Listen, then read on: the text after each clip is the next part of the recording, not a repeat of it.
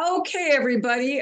We're kind of here on a wing and a prayer tonight. I'm blessed to have Dustin Gawyrlow. Did I pronounce that correct? I always want to massacre your name, Dustin. Well, it usually takes most people about 5 years to figure it out. So you're pretty close. It's Gawyrlow. Think low government. Okay, So well, Gawyrlow. you got me hooked on that one so far. So, Yeah. what my plan is for tonight's podcast is to kind of do maybe a primer because you're in Bismarck and you've got your finger on the pulse of a lot of what's going on down there. And I know the legislative session has just started and you're extremely busy. So first of all, thank you so much for taking this time. Yeah. But I would like to know, first off, if you would be willing to share with us your Substack information. Give yourself a shameless promotion right now, okay? Yeah. So your listeners and viewers can go to watchingnd.com. That's a Substack that I use for my primary information that I put out. Just today, I sent out an analysis of the school choice bills that are working their way through. We haven't actually seen the full product yet, but we're told that they're on their way. And then today, Kelly Armstrong, our new governor, did his State of the State address with a highlighting of his property tax reform plan. And so I put out an analysis of that. And so if anybody wants to keep a track of that, go to watchingnd.com. I do the reverse paywall system where for the first 2 weeks it's free. If you want to see the old stuff, then I hope that you can see that it's worthy of pitching in a few bucks. You can do a monthly, you can do an annual, whatever works for you. So we want people to be informed. I describe myself as a lobbyist with journalistic tendencies. I'm not trying to be a journalist, but I use the tools of journalism to get there. Well, I'm a subscriber. We don't always agree, but that's the spice of life. Mm-hmm. And part of the thing I want to talk to you about, first of all, is you mentioned you're a lobbyist. So I want to start with that because Yeah. I've been listening to several legislators talking, and one, quite frankly, said, we depend on lobbyists for a lot of our information. They don't dare lie to us because then we wouldn't trust them anymore. But what they tell us is good information. Now, you're a lobbyist, and I would assume you think that's a great thing. But obviously, you've got people that are lobbying against what you're lobbying for. So who's right? So the term lobbyist is just a designation for your legal registration. So, Okay. So if you go to the legislature and you attend the meetings and you talk to the legislators in the hall, you're better off registering as a lobbyist so they know who you're representing. Lobbyists, just on what a lobbyist does, there's nothing inherently evil per se about being a lobbyist. It's what you're doing and what you're pursuing. Now, most lobbyists are working for a client that pays them, whether that is a different level of government that pays them to go and lobby using your tax dollars to get more of your tax dollars, whether that is for a corporation or whether that is for any other special interest group. In my case, I actually joke that we should have a designation called the anti-lobbyist registration because the line that I've used now this is my 10th legislative session is there's 600 lobbyists asking for handouts and I'm the only one asking them to say no. There are a lot of people who just make their livelihood on this. And a lot of lobbyists have their Juris Doctorate, so they went to law school, or they are full-blown lawyers. They generally make good money. In the political world, I'm kind of lucky because I get to pick and choose what issues I tackle and what position that I take. So I do not take any positions that I don't personally believe in. Sometimes I take positions that don't quite go as far as I personally believe, but I don't take something that is contradictory to my personal beliefs. That's rare. Very few people in the political world have that luxury. Now, that does limit me as far as how far I can go in the lobbying world, because the real money is when you're willing to sell your soul and just advocate for whoever is willing to cut you a check. But my business model is based on I advocate for things that I believe in. My readers and my donors either donate to support that or they don't. And so what I do is 70% of what I do politically is not driven by money at all. The only time that money comes into it for me is when there is an issue that somebody wants me to focus on. So the money will bump up the issue on my priority list, but it doesn't put it onto my priority list in the first place. Well, part of the reason I'm asking about that is because this guy was very adamant that lobbyists wouldn't lie to him and stuff, which brought me to take a little gander at that $300,000 luncheon that was scheduled in two parts of the state regarding Summit Carbon that nobody was invited to but legislators, and it was an educational moment. And I went, it smelled. So that's a tricky situation. Now, number one, a lobbyist would be foolish to lie to a legislator for the reason that he is telling you. That is true. It would be bad. It'd be bad strategy for a lobbyist to lie to people. Now, I can tell you, lobbyists lie all the time. They've lied to me. I've seen them lie to legislators, whether it is a straight up lie or a lie by omission is probably more accurate. It's probably more often because they're not under any moral obligation to give all the information. They're there to give the information that makes their case, right? It's my job to come in and say, wait a minute, they're not telling you the whole story. Here's what else you need to know.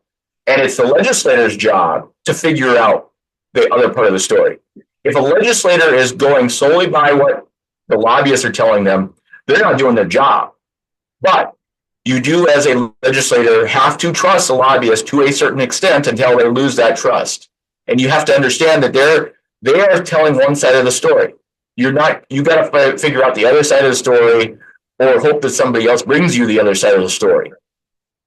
The reason I ask is because I understand a lot about, like, this is going to seem a little odd, but pharmaceutical sales. Because and you can actually in the golden days could watch the doctors almost sit up and beg when the pharmaceutical sales guys came in because they had all the cool gifts and things. Yeah. And so basically what I equate lobbyists with on many levels is pharmaceutical sales, where they're handing out the goodies, they're getting to be known and trusted by the physicians, who are then, whenever I show up, whipping open the drawer to their desk, handing me all these free samples for something that I maybe didn't even know I had and probably might not. And so when I look at this and I see, and this isn't just one lobbyist, I mean, a legislator I've heard saying, oh, the lobbyists are the best because they keep us informed. You'll forgive me if I take this with a huge grain of salt. And like you, I'm going, well, then what's your damn job if you're a legislator if all you're going to do is listen to the lobbyists? Right. So there's two kinds of lobbying. There's the wine and dine lobbying that we think of, like you're talking about. Here's a gift, here's a meal. Before the Ethics Commission, legislators would go every night to Peacock Alley and have a nice steak dinner, or even go all out and have the ostrich, which is a good meal. That's one kind when you have a budget. I have never spent a dime wining and dining a legislator. In fact, it's the other way around. I probably in 10 legislative sessions, I probably had legislators buying me $3,000 worth of dinners cumulatively over the years, because they either, one, felt bad that they voted against me, and even though they knew that I was right, or two, I do some work for them and they want to compensate me that way. When the Ethics Commission initiated measure passed in 2018, and the legislative committee was put together to implement the state statute to implement the Ethics Commission, I testified on the strictness of these reporting rules, and I asked straight up, should the legislators have to report what they buy their lobbyists? Because in my case, I've come out way ahead on that equation, and I guarantee you, I'm probably one of the few lobbyists that have come out ahead on that. But that is because I don't do the wine and dine lobbying. I do the other kind, which is the persuasion, that where I'm just trying to convince them that it's the right thing to do. Some people call it conviction lobbyists, where I advocate for my convictions rather than trying to buy you off, basically. And so those are the two types. And there are, believe it or not, there's actually not that many lobbyists that have a significant budget to do the wine and dine. Most of it is maybe buy a beer or something like that. But the vast majority of lobbyists just go to the Capitol and they're wrangling the legislators to get them to go their way. They may work for an organization or a PAC that has a budget that will then donate to that candidate when it's time for re-election time. And if they vote against their wishes, they might get $500. If they vote for their wishes, they might get $5,000. I've never had that luxury to be able to give campaign donations either. So the term lobbyist it's kind of like used car dealer. Like, yeah, there's a reason why they have bad reputation, but not all of them want to screw you over. Well, only most. It was just concerning to me because it seemed like an inordinate amount of trust, aka an easy way out of not having to read a bill. Yeah. And we already know that they've complained liberally about all the hard work they have to do reading the bills, and to which I have to say, if you don't want the job, but in an average session, there's 1,000 bills. This session, we're going to have a lot more. We're probably going to have 1,300 to 1,600 bills this time around. I go through and scan each bill. I don't read them page to page, and I certainly don't have the time or ability to keep up with every step of the way. The committee process is supposed to be there to help the legislators with that process. Now, trusting the committee is a little bit better than trusting the lobbyists, but there's still a gap there. You still have to do your homework. But if you're a legislator, you're in a committee, you're in two committees, sometimes three. In the old days, they would be on three. And you've got a lot of stuff to do. So in your committee, you've got to be nailed down on the bills that are in front of you in committee and be able to understand those page to page. There's no excuse for a legislator to not understand a bill that is in their committee. When it comes to bills outside their committee, in a different committee, they have to trust their fellow legislators, and that comes down to knowing who you're working with and knowing who you can trust, and that's a trial and error thing. It's like anything else in life. You got to be willing to get to the point of ignoring somebody if you realize that they're not trustworthy. But this is what takes a long time, and this is one of the downsides of term limits. In fact, is that it takes a long time to really understand what's going on and who you can trust. And so when we get into a part-time legislative process where they've got 80 days every 2 years, and they've only got 4 sessions that they can do, 4 sessions in each chamber, they have to be able to rapidly get up to speed. So the upside of term limits is that you get turnover and you get new, fresh eyes there. The downside is that you are losing the good ones with the bad. Is there going to be any chance that someone's going to try to tweak the term limits and stuff? I've heard some rumblings that they're not happy, but can they actually do anything to overturn the will of the people in that matter? We would have to go back to the people. And the way that measure was created, Jared Hendricks was the leader of it. And now he's a legislator himself. They put in place a provision that says that any changes to the initiated measure process, or to the term limit measure, must originate with the people. And So it requires signatures. And the reason that provision is included in there was because that was a provision that I pushed him to put in there. And he did that because I'd like to see that provision put in regarding Article 3, which is the article that dictates how initiated measures work in the first place. I don't think that the legislature should offer up changes for the public to vote on, like we saw with Measure 2 in this last election. I think that if the people want to change the initiated measure process, they can get the signatures and do it that way. And the term limit article is going to be the same way because it has that provision in it, which reminds me that there is a legislator that is looking at adding in the statewide offices, and I'm not sure that they can do that. So it's a good thing that just talking through this, it reminded me of something, and I got to follow up on with a legislator. But that would refer to all state employees then, or just department heads, or statewide elected officials. So your auditor, PSC, or those guys. Okay. We've talked about a lot of things, but one thing you've mentioned is ethics and the ethics committee. And I just saw the North Dakota Monitor, and I know that you've been concerned about the ethics committee too, but the North Dakota Monitor said they had 81 basically cases and not a thing's been done. What are the mathematical odds of that? Pretty high, because people don't know what they're allowed to do. One of the mistakes that the liberal folks that I get along with pretty well, that put the ethics commission on the ballot, and keep in mind that was put on by the liberals in North Dakota. The conservatives and Republicans opposed it.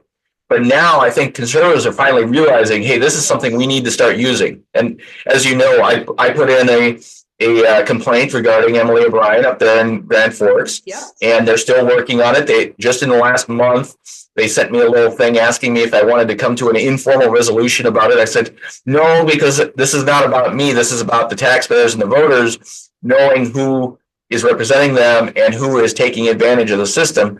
So even if it doesn't go anywhere, I'd rather they determine that, no, she didn't violate the rules, or yes, she did.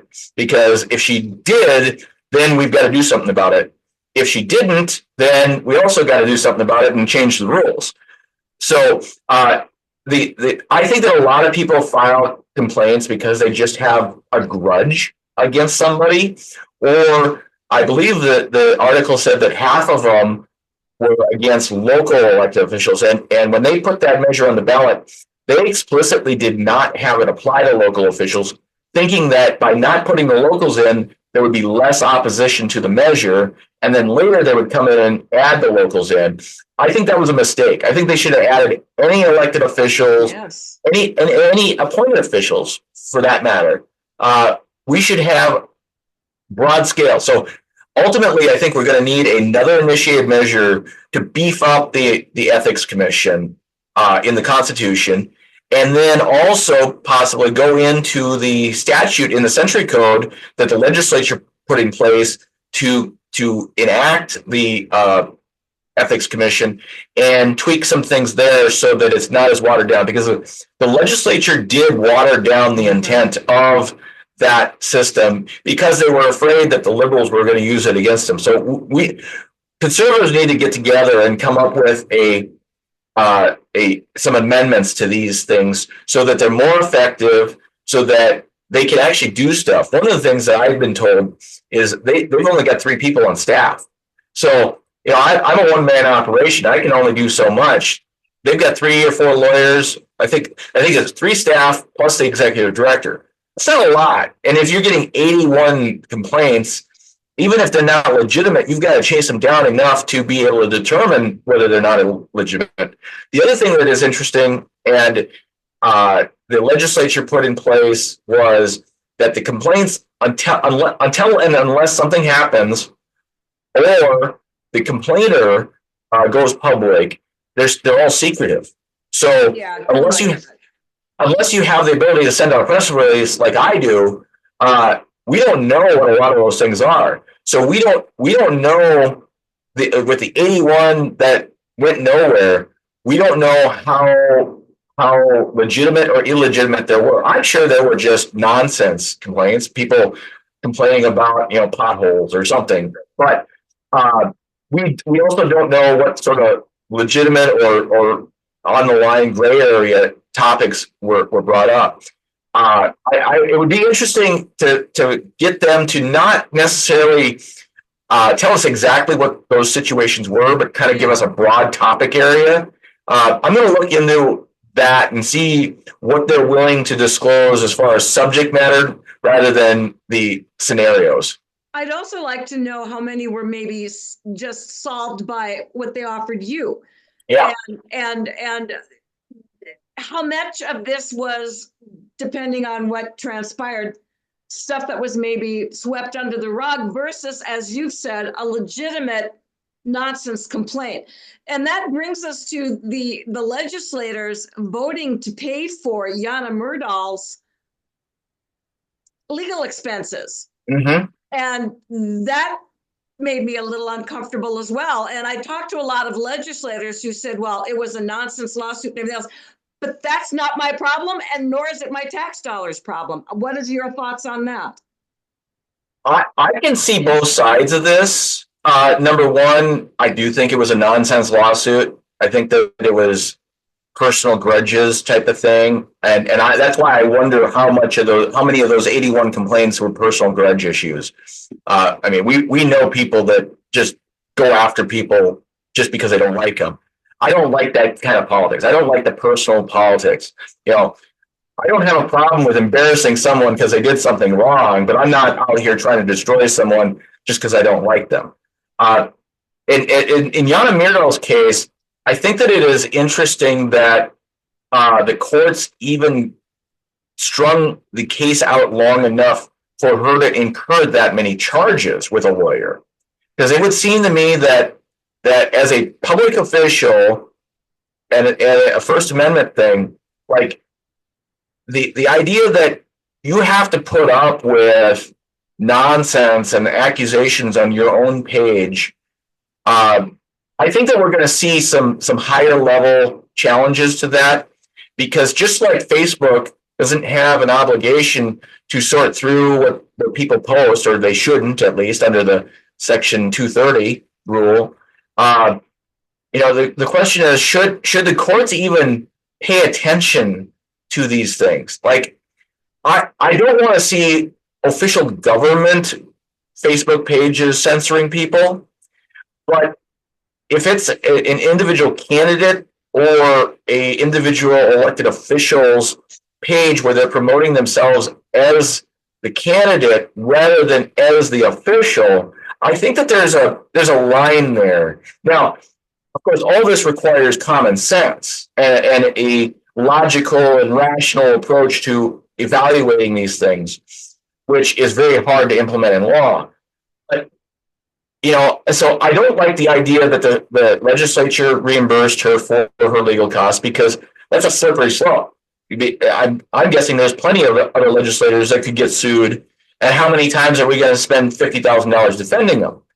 On the other hand, this is a brave new world situation, and I think the legislature needs to craft laws either protecting themselves and preventing these costs from incurring, or maybe they need to have their own insurance policies where they go out and have, get some insurance on the market, like professional liability insurance. And if they screw up and they do something that is censorship and the court says, yeah, you screwed up and you got a lawyer cost, well, then the insurance should pay for it. Because if I'm out making statements in the public in a professional capacity that are wrong, but they're not in bad faith, I generally would have that sort of professional liability insurance to cover me for legal costs. So maybe there's something that can be done. I don't know if anything is happening there. That's what I suggest is maybe they need some sort of an insurance policy. But if we get sucked into a situation where disgruntled people out there in the public can sue elected officials, and those elected officials have their legal fees paid for, this could cost a lot of money in the long run. That was my concern about it, was that it just seems like such a cavalier fix that opened up a door. There was no real procedure other than everybody got together and said, by golly, we got to protect her because we could be next, and off we went. Yeah, yeah. I mean, the ultimate solution is maybe we don't have access to our elected officials. Maybe they don't have Facebook pages, because if they're subject to lawsuits because they have a page, it would be the wise thing to do to just not have a page. Well, and their emails are already basically private. Yes. So, I mean, there's just a lot of blocks that when I move them around, supposedly Kelly Armstrong coming in is going to be offering more transparency, and I'm going to be very interested to see how that occurs, exactly what that means today. Yeah, Kelly I'm very optimistic about Kelly, because we got a lot of issues, and in normal cases, having a lawyer as a governor probably wouldn't be a good thing. But I think we've got a lot of stuff going on that we kind of do need a lawyer in there, because what I've seen in the past with legislators and with elected officials at all levels who are not lawyers, they get pulled around by the ear by the lawyers. And that goes into being told what they can't do that would be good for the public and good for taxpayers. So him being a lawyer that actually practiced law and has been involved with this at the national level is, I think, going to be a benefit to a lot of these things. Now, we could be disappointed. I mean, I was also very optimistic about Doug Burgum in the beginning as well. And he was kind of disappointing in a lot of areas. There was a few good areas: income tax cuts, pension reform. We've addressed a lot of longstanding issues, but on the net total, I think it was very disappointing. I just am concerned because every time I hear a government entity talk about transparency, it seems like it goes the other way. But they're telling me how good I've got it as I'm able to access less and less. Right. But one of the biggest problems that I see right now is that the Attorney General has not been keeping up with the citizen request for open records, open meetings determinations, or with the full-blown AG opinion request from elected officials. I notice I believe he's still catching up on requests that were put in back in 2022. And I saw one. I've got 3 that I put in between 21 and 23 that have not been acted on.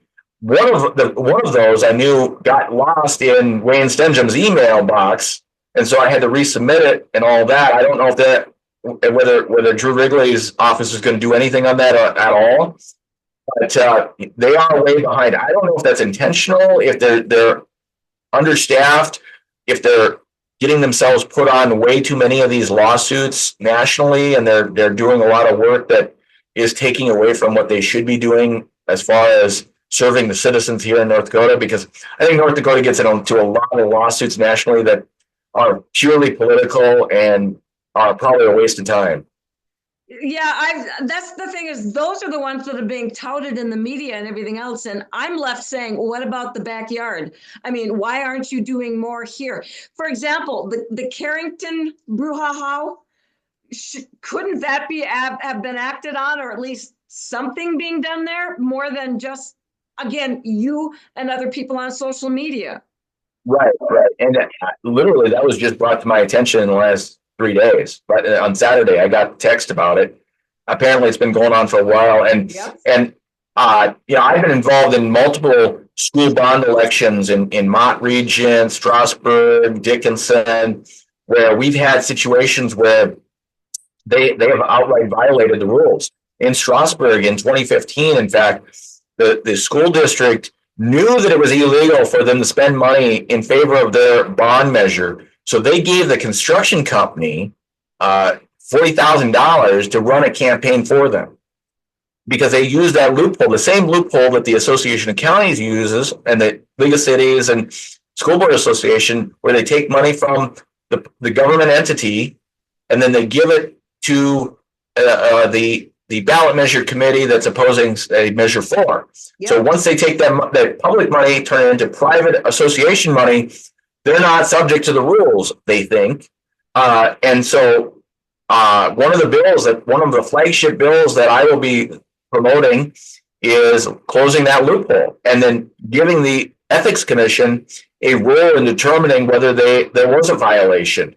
Representative Nate Tolman from Mandan is spearheading that for me, and hopefully we can get to the bottom of this, whether they are using a loophole, whether legislators agree it's a loophole, and then getting to the point of fixing it. This is a long-standing issue. So this is the taxpayer-funded campaigning issue where Yep. public money gets spent campaigning against the taxpayers. The next level above that is the taxpayer-funded lobbying, where those same entities lobby in the legislature. That's going to be a much more difficult thing to tackle. But we've got to get down to this, because we've got a fairness problem in the state, and all states have this issue too, where we as taxpayers and as citizens have to spend our time and money fighting against our own money. Yep. And to an extent, the cities and counties and schools do need representation and lobbyists, but there should be limitations as to what they can do. It should genuinely be an informative and educational process rather than a persuasive process. Yeah, I attended the League of Cities meeting on Measure 4, and let's just say it was real interesting to spend an hour listening to them basically discuss various ways that they could help defeat the measure, or God forbid it should pass. What are our workarounds? Right. Yep. Yeah. That webinar, I was on that, and I distributed that around too. And I'm pretty sure that they were not happy that I did that, because they probably didn't realize I was recording them. But that's a great example. I mean, the whole half of that presentation was teaching them how to avoid breaking the rules and to slip through those loopholes. Yep. And that's fine. That's fine. But that just tells us that we need to fix the loopholes. Yeah, I was very disappointed, let's say. So let's do a quick segue here, and let's go to one of my because it involves Measure 4. Are we going to actually get some property tax relief this session? And by that, I mean, am I going to be getting some money back that my locals aren't just going to be able to turn around and go, well, free money, because we know you're getting that back and it's gone? Yeah, that's a good question. So watching and digging into Governor Armstrong's plan today, it's certainly better than nothing. It's certainly better than what the legislature's put forward before. The question is whether it goes far enough. He's talking about increasing that credit that they put in place last session, doubling it and then tripling it, and then making it so that it transfers away from the general fund and is funded by the earnings off the legacy fund, which is a good idea. People that complain that the taxpayers haven't seen a benefit from the legacy fund, this will do that. So this is actually being responsive in that area. So we got to give them a plus mark on that. And as a piece of this, when I think about the math, and I did some tabulations, the 3% cap on local property tax increases is where this is really going to make or break the idea. Because if they don't limit it to that 3%, that $500 credit, even with doubling and tripling it, is not going to be enough. Nope. It's not going to make up. So unless they are actually able to control that 3% growth, the rest of it is just kind of the same. On top of that, local governments aren't going to survive on a 3% increase, period. So they're going to ultimately need more revenue sources, more likely than not sales tax, like what we've done in Burleigh County. I was a part of the Home Rule Charter Commission here in Burleigh County that put a measure on the ballot and got the voters to say yes to to create a 1 cent sales tax to pay for the jail, operations of the jail, the sheriff's department, and the state's attorney's office. And that's going to replace 50 to 60% of Burleigh County's share of property taxes. So Burleigh County and Bismarck, once this goes into place, I believe it'll go into place in the 2026 fiscal year, because they want to raise the money first and have a year's worth in the bank before dedicating it out. Burleigh County and Bismarck residents will probably have the lowest property taxes of anybody in North Dakota in a major city because of this.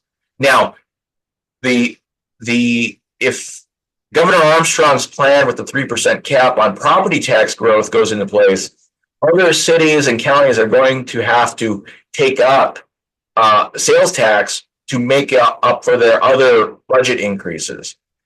And that's how they manage that is going to be a big question, because in order to shift money from property tax to sales tax, you got to make sure that your language is very tight, that there's no wiggle room. We were very explicit that it's going to go to these things. If there's anything left over, it's going to go to further reducing property taxes. There's no spending on new projects. Thank you. And so that's the carrot. The stick is, if you try to spend this money on anything else or play games, backfilling, we'll come back and we'll ask for another cent to wipe out the rest of the property taxes, and you will have no choice but to just live on the sales tax. You won't have the ability to raise mills even if you wanted to. So when we pitched this to the county commission, we said, we're going to give you this. This is going to take the necessities of government, law enforcement, public safety, the things that nobody is against spending money on these things. We're going to take these off the table so you don't have to levy property taxes, but you got to control the rest of it. You got to control the rest of your property tax bill, because if you don't, we're going to come back and take it all off your table, and you're not going to have any discretion at all, and you're going to be subject to the actual economy and how much property sales tax comes in. And that is, sales taxes, it fluctuates. Sometimes it goes up, sometimes it's flat. So it is more difficult for governments to budget based on sales tax because it's not as consistent. But if they screw up and do not control the rest of the property tax that is still on their books, that's where we're going to have to go. And that I've been encouraging people in other cities and other counties to go this direction as well. That if you can't trust your local government to stay within their means, shift it over to sales tax, because they have to follow it. There's no option. Put it into your home rule charter that this replaces property taxes, and there's no way to go backwards. Ultimately, that's what we're going to have to do, because it's very clear that passing a significant property tax reform measure at the statewide level is not in the cards, because the people in favor of reform don't have the kind of money that the people against reform have. Correct. And so you've got to divide and conquer it. City, county, local level, get together, do your thing. Grand Forks, what you guys did with Fufang, you might have to do the same thing with your property taxes.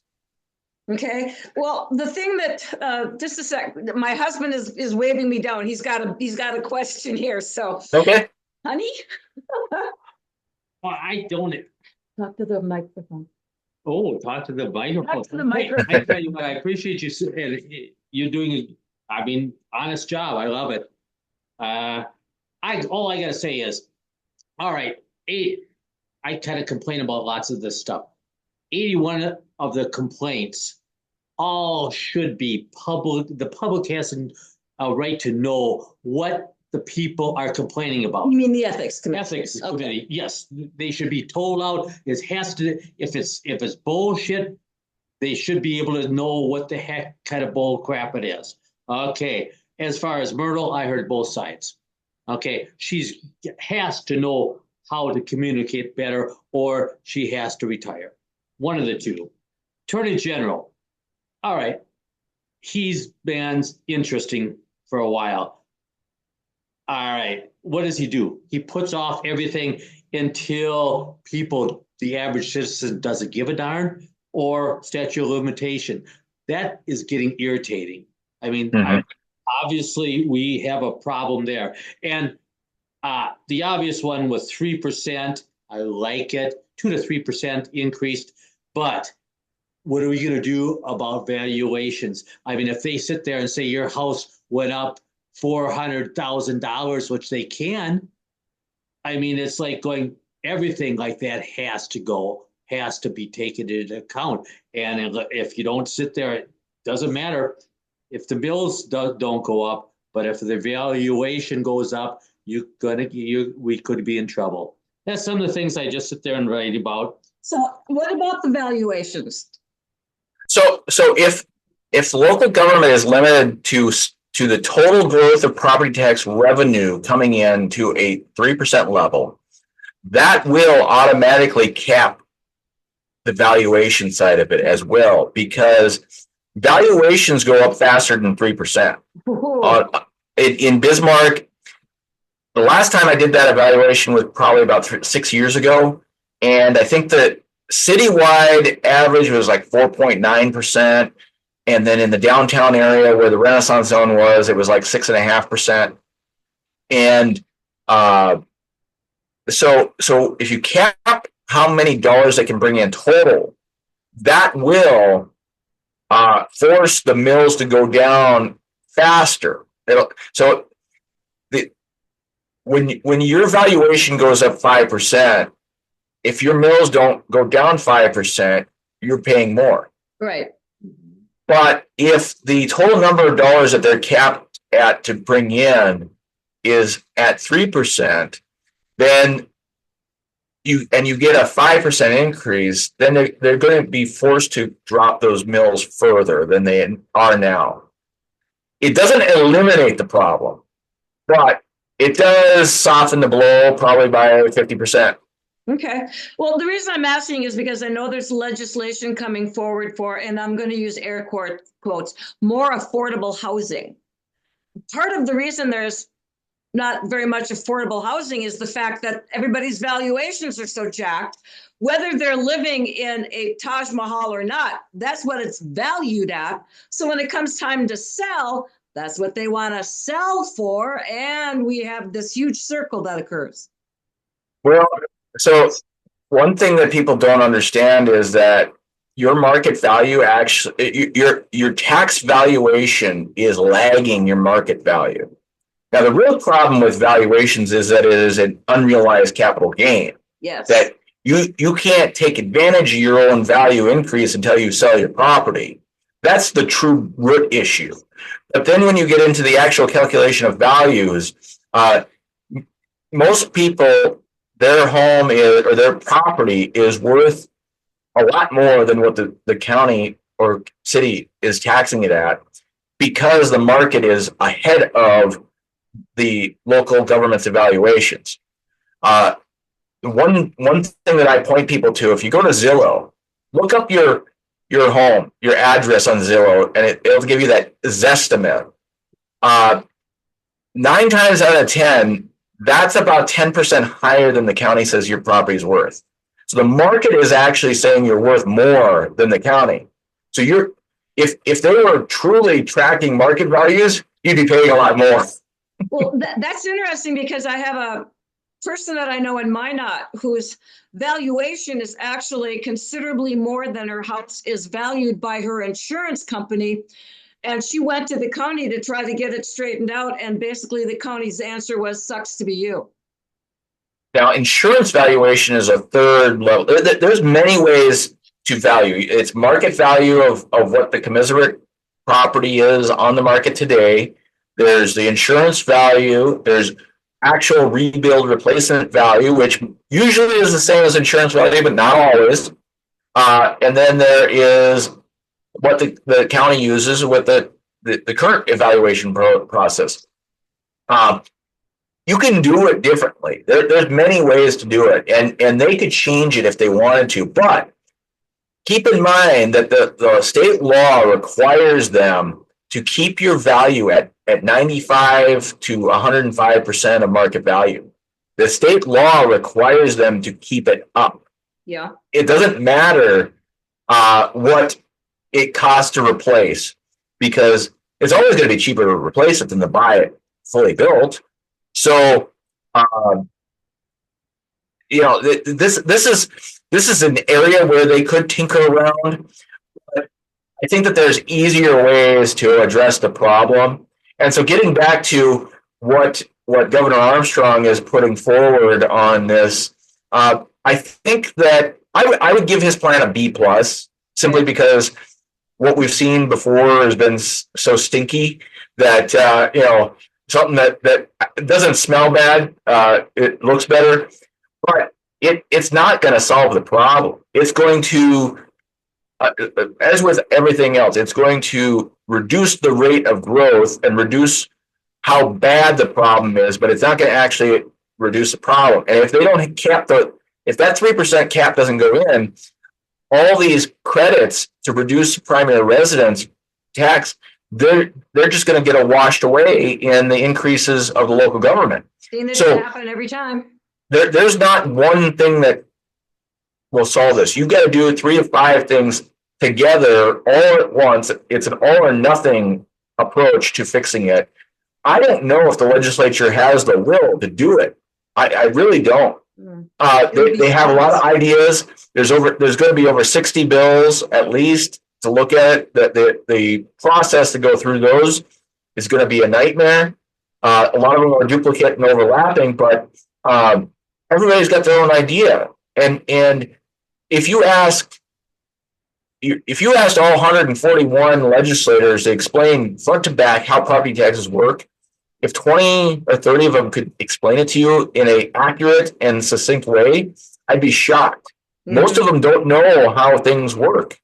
And so you can't fix something if you don't know why it's broken. You know, we understand emotionally that people don't want to pay so much, but there's not a lot of folks that want to change things and also know what's wrong front to back in the system today. Well, and no offense to keep it local, but they didn't do much with the scare tactics to aiding understanding of the problem, other than, oh my God, we're all going to die. Yeah. They were fully in defense mode as usual, and they had the money. I think that the one entity that I'll give a little bit more credit to is the Association Counties. Aaron Burst reached out to me. We've had a couple meetings talking about things. They seem to be a little bit more genuine about wanting to fix the problem, but I don't think that they have as much clout as the League of Cities does, simply because of the way that those dynamics work. Fargo and Bismarck have a lot of clout when it comes to local government. So they're not in the business of fixing things. They like the way things are from their perspective. I suggested that they do come up with their own idea, but I haven't seen it yet. Maybe they were consulted on the Armstrong plan, but I'm not sure. Okay. Well, I'm going to segue a little bit. It's kind of connected because it involves schools. I know that the free lunch has been taken up again. And whenever I hear it, I bring up to the people that I know it's Minnesota, but they, after a year of the free lunch for all, have an overrun of over $80 million after 1 year. So why do our folks think that their plan is going to work, and how are they planning to pay for it? Well, I guess the question comes in is, how did they get an overrun? How did they not know what it costs to do it? Was it bad? It is Minnesota, but yeah. See, I would think that we would know pretty well what it would cost to do, and I come at it from 2 angles, which is, number one, school's mandatory. So why isn't lunch? I mean, that's a basic emotional argument. I mean, we shouldn't be forcing kids to go to school and then expecting them to pay the price because their parents are irresponsible. I don't believe in punishing kids for the negligence and wrongdoings of their parents, just as a moral thing. But beyond that, I look at this as another angle of property tax reform, because whether you are at the bottom and already qualify for free and reduced, or whether you're at the top, this is a cost of education for your kid. And it would be implemented by and paid for by property taxes if it was absolutely required and the state didn't pay for it. Because of the fact the state's got the money for this sort of thing, I do believe that it's the right thing to do morally, ethically, and it is a way to uniformly let everybody, all parents and all families, save a little bit. What will this happen with the school choice thing and the homeschools? Because this means North Dakotans are paying for certain people's free lunches and not others. Again, the fairness factor here escapes me a little, especially when we get into school choice. So the school choice issue is going to be complicated because I put out the article today that there's a lot of folks that want to see a lot of money be sent out to prop up people who want to send their kids to private school. My analysis of it today was regarding the fact that most families, most households don't pay as much as it costs to educate their student. So if you give that kid, let's say the family pays $3,000 in property taxes, half of that goes to schools. They make $60,000. So, they're probably paying about $3,000 total in property taxes to education, sales taxes to education, and income taxes to education. It costs $13,000 to educate the kid. So if they get more than the $3,000 that they paid in, society has actually been subsidizing them and that private school. And I'm all in favor of letting families take their money that they paid in and make it easier for them to find their kid a better school.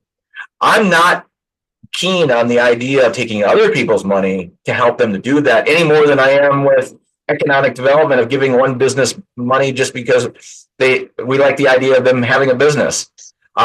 We need to have a little bit more ownership and personal responsibility on these things. It's not as a taxpayer without kids, it's not my responsibility to make it easier for your kid to go to private school.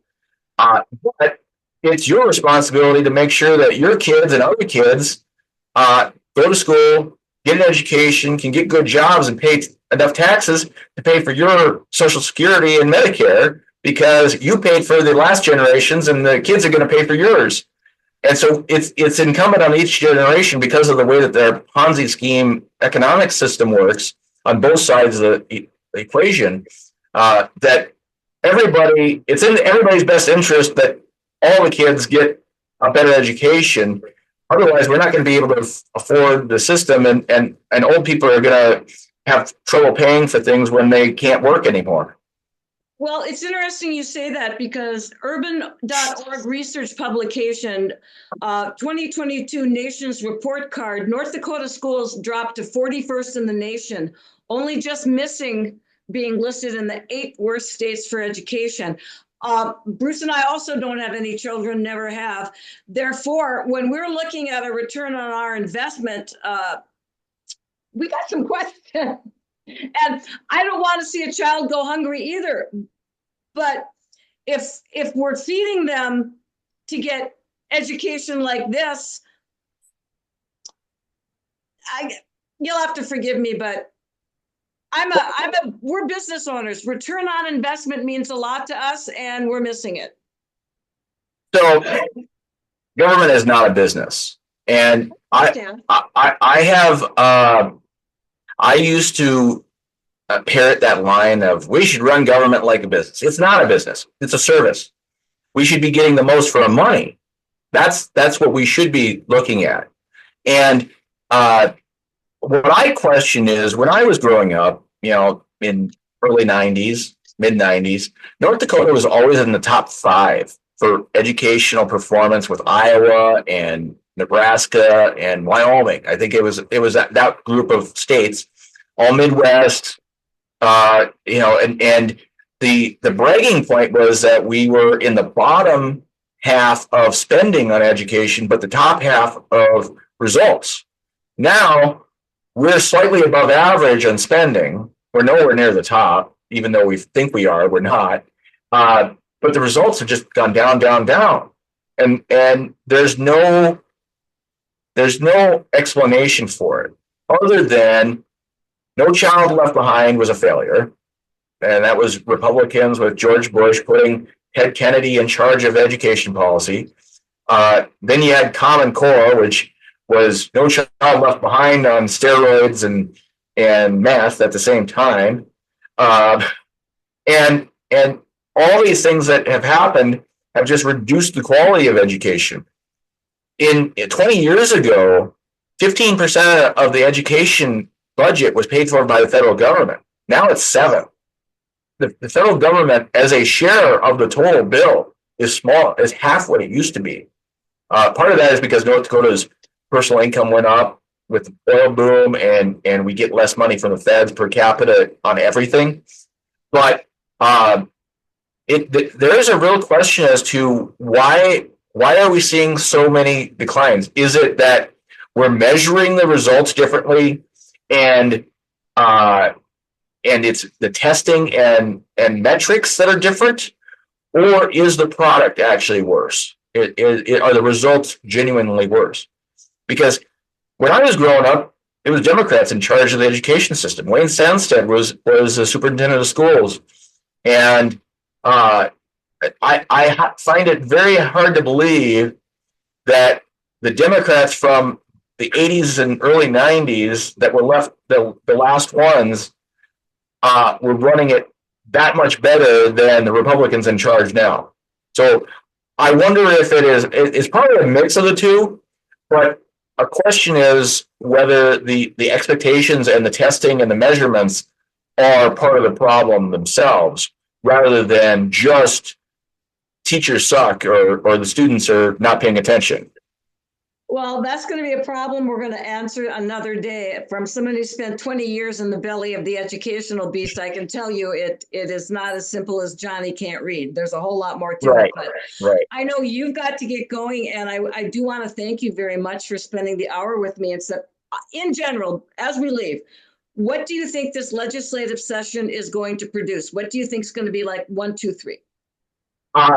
They need to do something significant on property taxes. They need to look at reforming their spending. One of the things that I've heard Kelly Armstrong's going to focus on is fixing and tearing down the Commerce Department and getting that under control, which we know on many issues is a problem.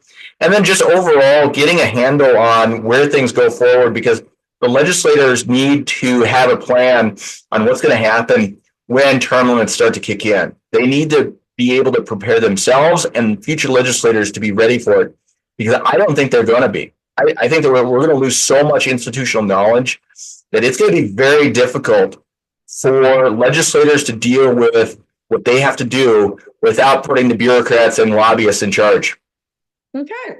Well, I appreciate your insights as always, Dustin. Please take care. I have a feeling it's going to be a bumpy ride, as we like to say, out in Bismarck, at least for quite a while.